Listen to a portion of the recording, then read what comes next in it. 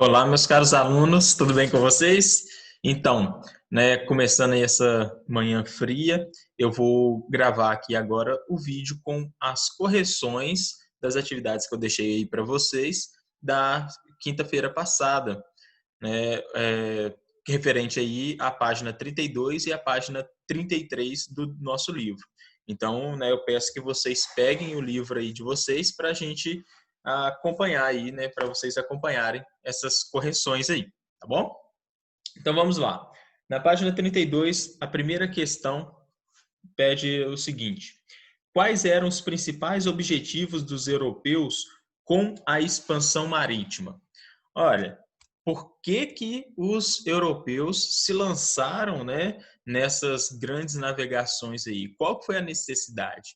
Não foi simplesmente por curiosidade, tinha um objetivo aí por trás, né? Então a questão ela está querendo, que a gente informe isso, né? Quais são esses objetivos aí por trás, dessa motivação das grandes navegações?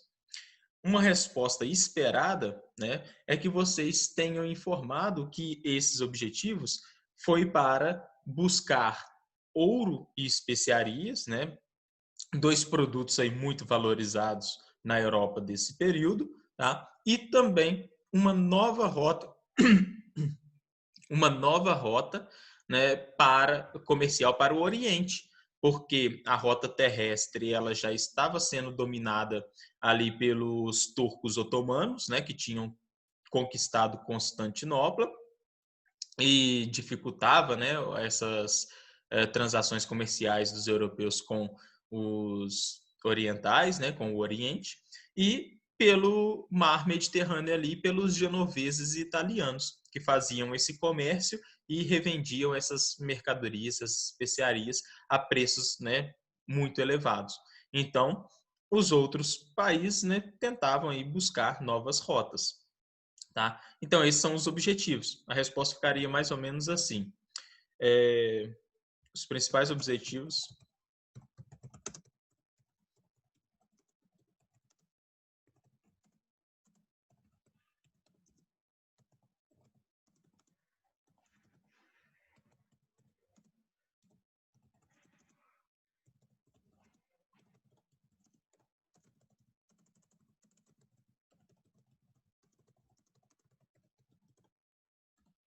Então, ficaria mais ou menos assim. Os principais objetivos eram buscar ouro e especiarias e novas rotas comerciais aí com o Oriente. Tá bom?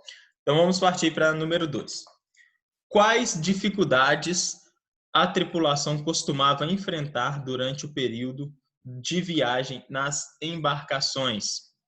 Bom, a gente viu, que eles enfrentavam, diversas dificuldades, diversos perigos, alguns imaginários pelo desconhecido e alguns reais, pelas dificuldades técnicas, que eles tinham ali na época, pela duração das viagens, tá?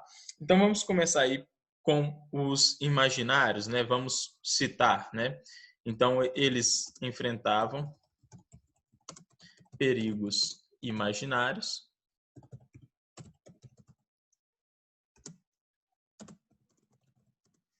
como medo de cair no abismo, Eles acreditavam que a Terra era plana.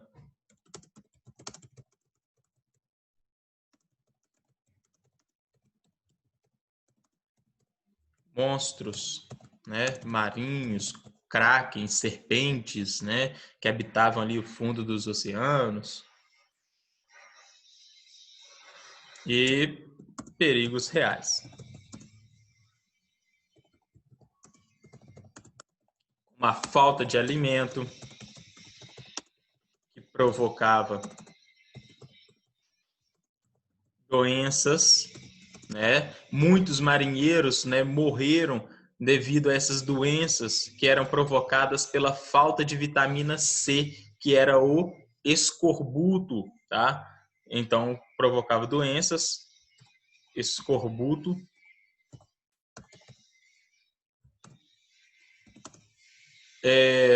Também, a falta de vento, Isso daí era um perigo real, porque os navios eram movidos, né, pela força do vento, não eram nem a vapor, nem não tinha nenhum tipo de motor, tá? E remar navios, né, como as caravelas, como os galeões, né, navios enormes, ficava praticamente, né, impossível ali.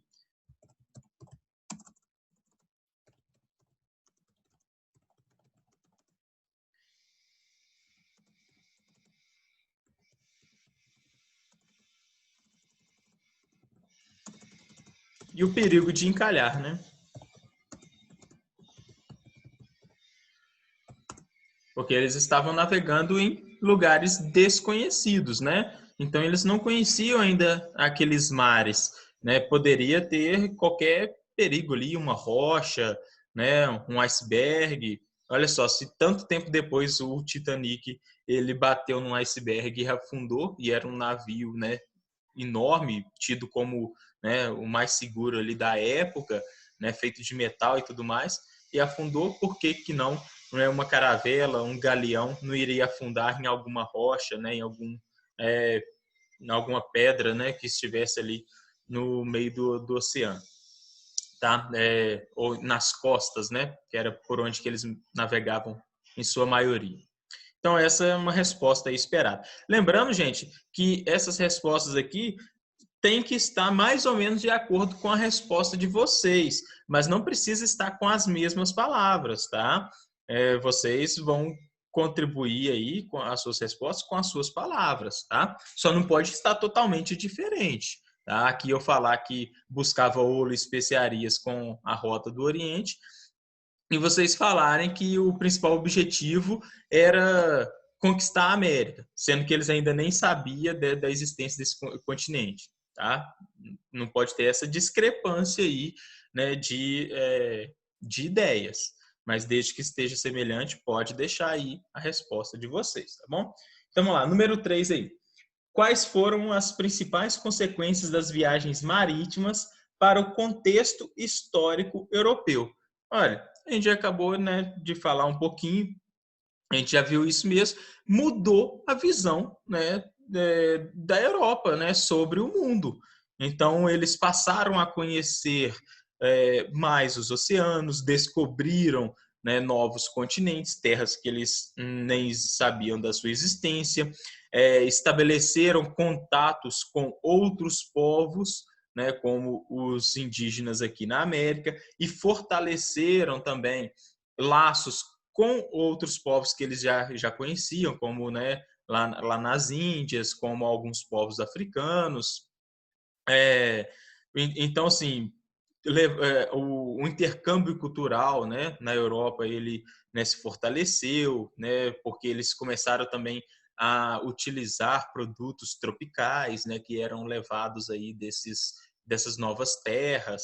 Então, assim, essa visão de mundo, né, essa experiência, ela foi sendo modificada. Os mapas, né, passaram a ter outros desenhos, né, a constar essas novas terras. Então, para o contexto histórico, essas grandes navegações, elas trouxe um conhecimento, né, enorme para os europeus, tá?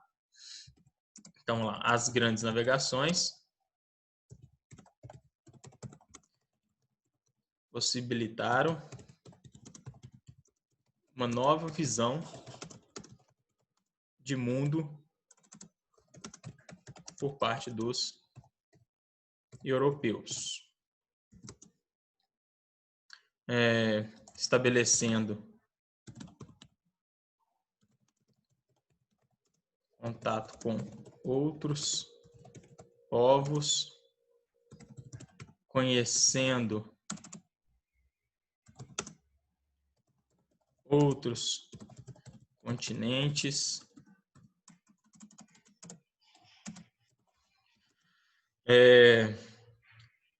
descobrindo, né, tendo um intercâmbio cultural também, né?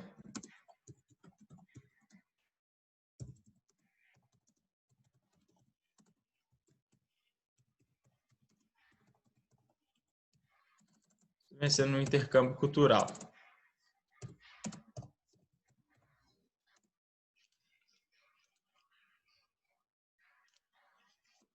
Então, vamos lá, número 4 aí.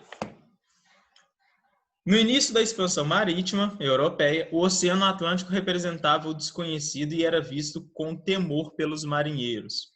Para compreender melhor o imaginário europeu dessa época, leia o texto e analise a gravura depois, responda às questões. Então, vamos lá. Aqui tem um texto, eu não vou ler aqui para não ficar cansativo no vídeo, né? E tem a imagem aqui de como que eles representavam esse Oceano Atlântico, né? Se vocês observarem, nesse mapa aqui onde que está a Islândia, né? Pouco ao norte do Reino Unido, né? Da Inglaterra, alguns navios, né? E vários peixes aqui enormes, inclusive, né? Várias serpentes, né? Cavalo marinho, né? Então tem sim seres que a gente sabe que hoje em dia que não existe, mas naquela época eles, né, não sabiam, né, eles acreditavam na existência aí, né, desses seres, tá? No texto, então vamos para a pergunta aqui, né, que a gente trabalha o texto. Na letra A está pedindo assim, explique o sentido da palavra maravilhoso apresentada no texto.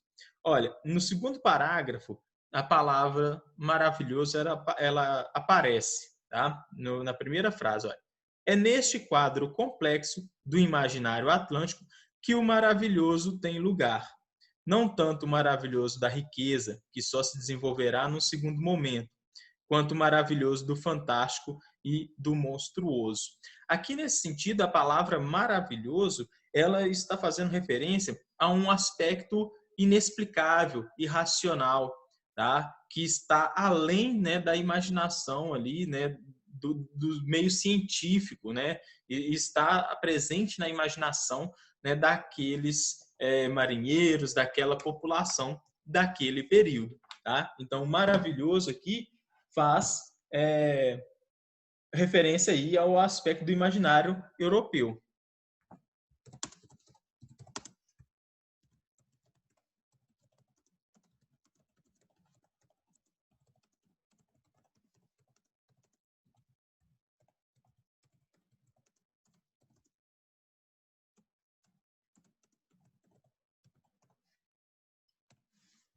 Refere ao imaginário aí, né, europeu. É a 4 letra A.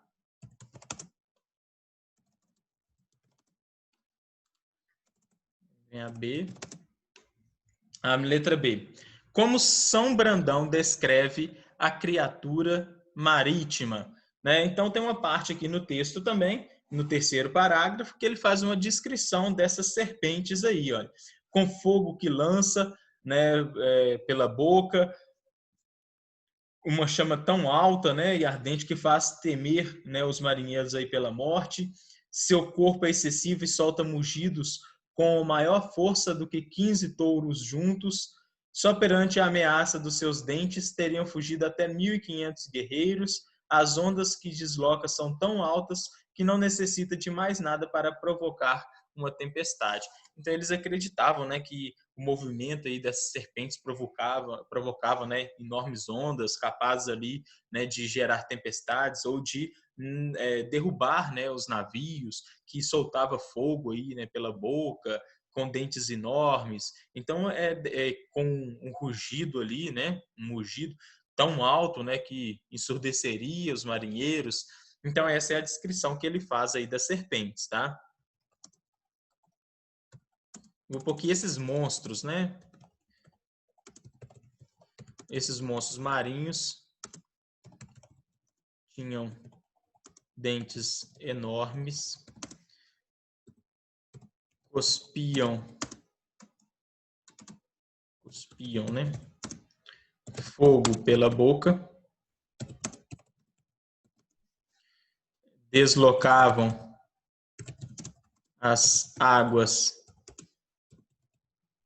capazes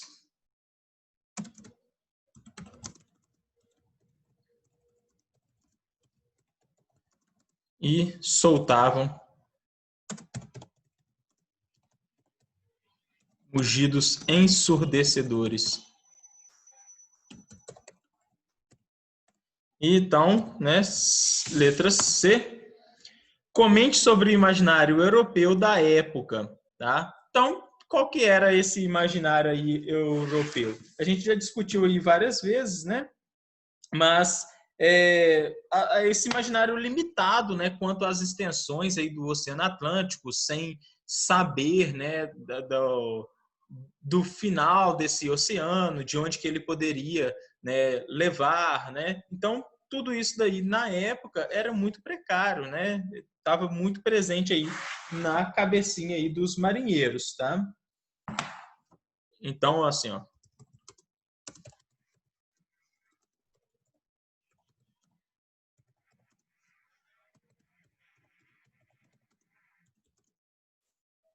a falta de conhecimento científico da época, né? Eles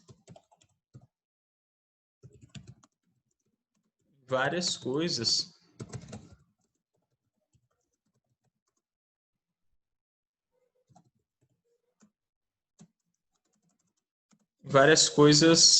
para a gente hoje absurdas.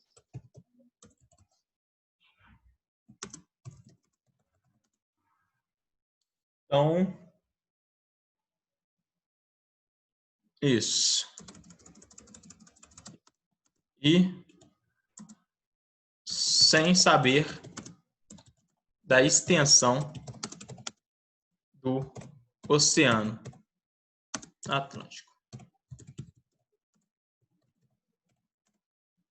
Então, número 5 aí, para a gente finalizar, tá? Tem um outro texto aqui também.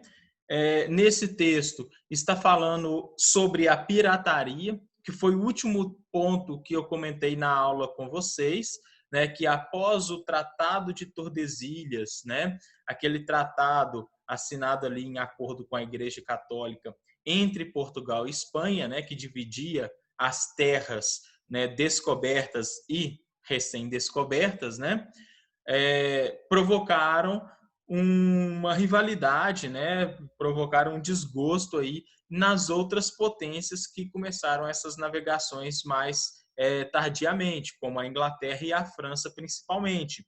Então, para descontar, né, isso, não aceitando essa divisão, eles começam a financiar os chamados corsários, né, que são os primeiros piratas, né, legais ali, financiados por essas potências. Então eles vão saquear, né, principalmente os navios espanhóis, que são aqueles que vão carregar, né, muito ouro, muita prata, né, do território ali dos astecas em direção à Europa. Então esses corsários eles vão roubar, né, esse ouro e essa prata aí. Tá? Então, fala um pouquinho desse tratado, né, e de como essas potências começaram a atuar nesse sentido aí de pirataria, de roubar esse ouro e essa prata aí. Tá? Então, vamos lá, na questão da letra A. O que motivou a pirataria na época das grandes navegações? Bom, né, então eu acabei de falar aqui com vocês que o que motivou essa pirataria foi exatamente, né, o Tratado de Tordesilhas, que dividia o Novo Mundo ali entre Portugal e Espanha, e as outras potências não aceitaram isso, tá? Então a pirataria foi motivada pelo desacordo das nações europeias, o continente americano seria dividido apenas entre Portugal e Espanha. Tá? Então, com esse desacordo é que eles começaram, né, essa prática aí da pirataria. E a letra B, pedindo o seguinte: o que os piratas buscavam e por qual motivo? Bom, o que eles buscavam? Ouro e prata. Né? Os piratas vão roubar isso, né? Tanto é que tem várias histórias aí fantásticas sobre a pirataria, né? E o que eles buscavam sempre, né? Um baú do tesouro, né, é sempre envolvendo aí ouro e prata. E por qual motivo que, né, que eles buscavam, né, esses materiais? Por conta do metalismo, né, que valorizava o acúmulo desses metais preciosos. A gente estudou isso, né, lá no absolutismo. Né? O que era o metalismo? O metalismo era uma política, né, econômica ali dentro do mercantilismo, né, que fazia com que a riqueza de um país fosse medida pela quantidade de ouro e de prata, né, que ele possuía, tá? Então, o interesse, né, desses piratas sobre esses metais aí. Se fossem metais sem valor, né, provavelmente eles não teriam esse interesse, né? Nem haveria o transporte deles, tá? Então, respondendo a primeira aqui, ó, o que os piratas buscavam? Eles buscavam ouro e prata, pois esses metais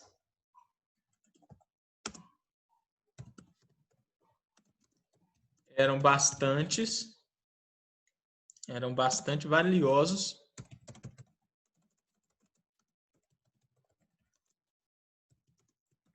na Europa absolutista.